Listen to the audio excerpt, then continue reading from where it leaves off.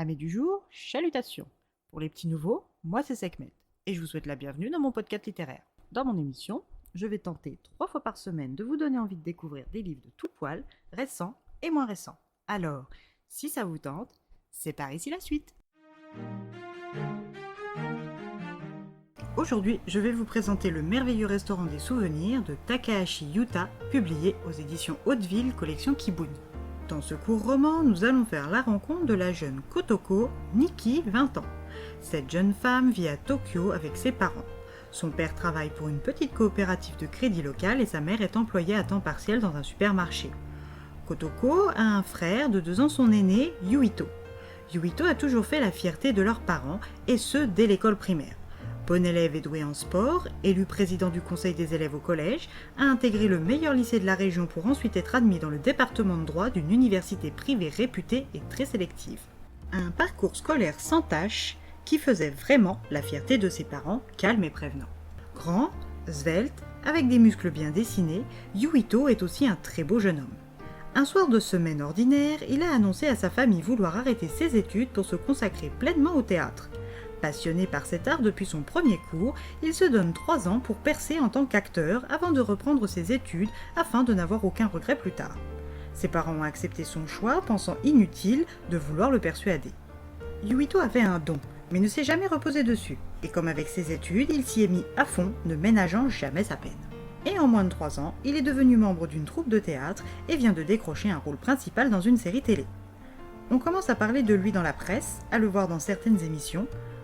Le jeune acteur prometteur gravit les étapes sans se relâcher, rendant son choix plus légitime aux yeux de ses parents. Le succès allait le couronner quand un chauffard lui a ôté la vie. Kotoko ne vit plus vraiment depuis 3 mois. La culpabilité, la tristesse l'étreignent comme un étau, lui laissant à peine assez d'espace pour respirer. Le soir de la mort de Yuito, elle était présente.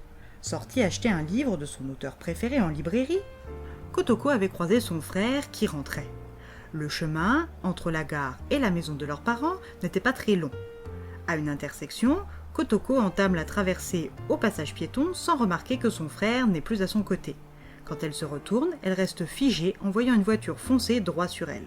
Plutôt que d'avancer, elle ferme les yeux et se prépare à l'impact qui, au vu de la vitesse, va probablement lui être fatal. Quand le choc arrive, il est bien différent de ses attentes. Yuito l'a violemment poussé vers le trottoir avant de voler au-dessus de la voiture pour retomber inanimée quelques mètres plus loin. Depuis, sa famille s'est murée dans le silence et elle est incapable d'y faire quoi que ce soit, à part regretter de ne pas être morte à sa place à lui. Elle vivote quand elle tombe au cimetière sur l'ancien chef de troupe de Yuito, Kumagai. Elle le connaît bien car pour dépanner son frère, il lui est arrivé à elle aussi de fouler les planches en tant que figurante sans texte. Kumagai lui trouvait du talent et une bonne présence scénique, et ce même sans avoir à ouvrir la bouche. Yuito, qui l'a toujours soutenu et aidé, était tout à fait d'accord et aurait aimé qu'elle y ait suffisamment confiance en elle pour oser en faire plus. Voyant la petite sœur de son ancienne amie, dans cet état, décide de partager avec elle une adresse, le restaurant Shibineko. Cette cantine était un endroit que Yuito et lui fréquentaient après leur séance de pêche et où une rumeur circulait déjà. La patronne, Nanami, avait créé son établissement après la disparition en mer de son mari, à qui elle préparait toujours un kagezen. Ce repas du souvenir est devenu sa marque de fabrique, attirant des clients de tout le pays. La rumeur prétend que les repas préparés en la mémoire des défunts, lorsqu'ils sont mangés, provoquent de mystérieuses apparitions. La personne chère revient le temps du repas parler avec ses proches. Les plus chanceux peuvent les voir et les autres seulement les entendre. Kotoko croit Kumagai sur parole et appelle sans attendre le numéro du Shibineko. Kai Fukuchi lui répond, c'est le fils de Nanami. Il gère le restaurant en l'absence de sa mère. Il l'invite à venir déguster son repas le dimanche matin suivant. Depuis Tokyo, 1 heure de train express est nécessaire ainsi qu'un court trajet en bus et 15 minutes de marche sur une plage de coquillages le long de la rivière Koitokawa. Kai est un jeune homme beau au visage androgyne.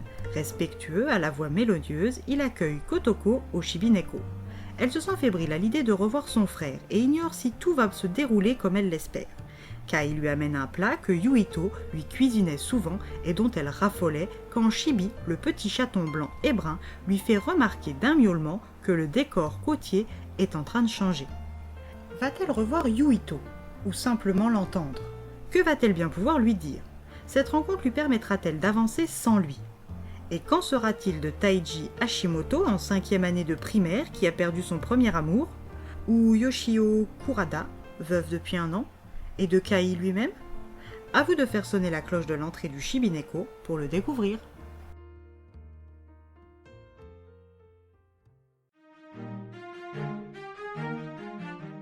Le restaurant Shibineko permit à ses clients d'entendre ou de voir une dernière fois un être disparu.